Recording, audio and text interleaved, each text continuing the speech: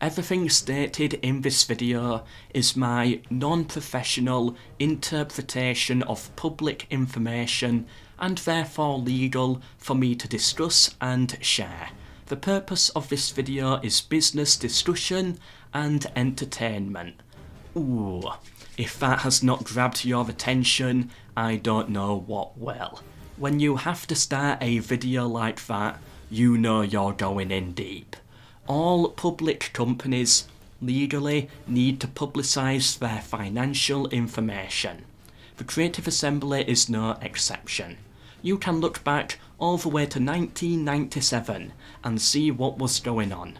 It also just so happens that you can go back to 2004 and 2005 to see the acquisition of the studio when Sega bought 100% of the Creative Assembly. First of all, it seems that Tim Ansell owned 85%, whereas Mike Simpson, who works there now, owned 15%. Tim Ansell sold CA on the 7th of March 2005 for £641,911.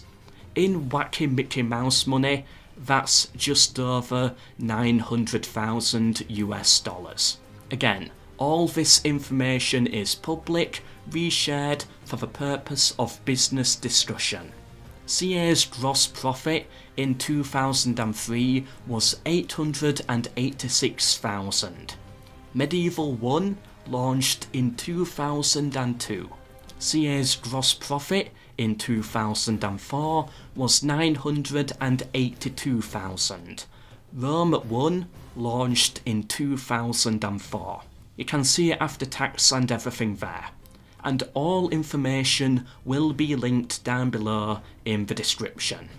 The fact is so clear, and I have heard it so many times now, but Rome 1 was an absolute fail on launch. It simply did not make enough money for CA compared to the previous years. We've heard a lot about CA's financial issues at the time, and Tim Ansell suffering from that. This is all public in the Creative Assembly documentary. This likely explains why the Alexander expansion popped out the way it did. It was a rushed cash grab.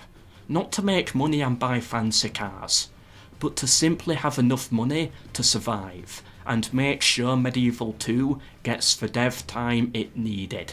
As they hinted at already, they were heading towards bankruptcy.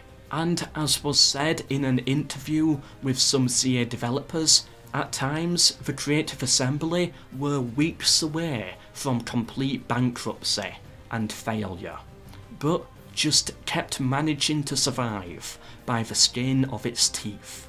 Tim Ansell was stressed, the company was failing, and it was 300,000 in debt.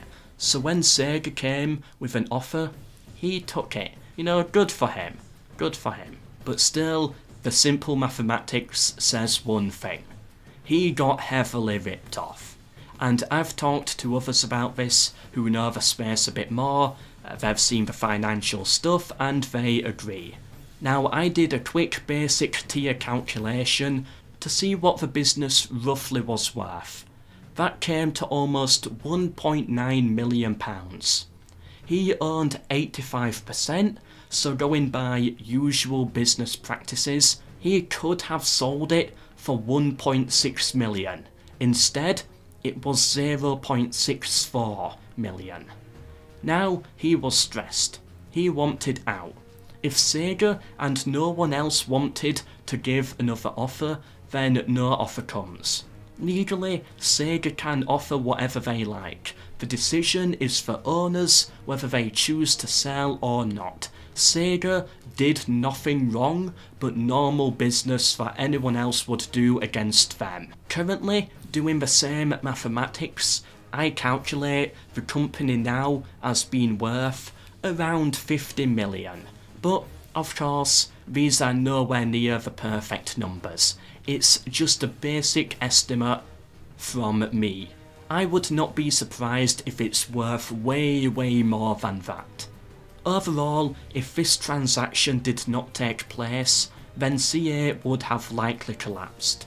Medieval 2 may never have even hit the shelves, or perhaps it would have done, but not at the quality we know. This decision did save Total War, and it certainly would have been unable to reach the heights that it did without it. However, I cannot help but think where it would all be if Tim Ansell had miraculously saved the company and kept his hold over it. What would Total War be like now? It's an interesting thought. Overall, I think this was a good thing, a much needed move, and it turned out great for all parties, it seems. Yes, people will have strong opinions, likely mostly driven by their own deep political beliefs, but still, I thought I should share it. As a Rome Total War channel, for most of my time, it's interesting news for any business fan. At the end of the day, a lot of people complain about the new DLC policies, and want it to go back to the days of Rome and Medieval 2. I see their point. I did like those days, but ultimately, when the facts and the figures are here, even back then, in those days, it did not work. It was going to fail and die. And the people who then put in the hard work and play the game of business as ethically as possible, only end up getting ripped off by the rest of the world. Comment down below, what do you think would have happened if this deal never passed, and they just happened by some miracle to survive. All information discussed here is public information. I have been Melkor, and until the next one, Mel gone.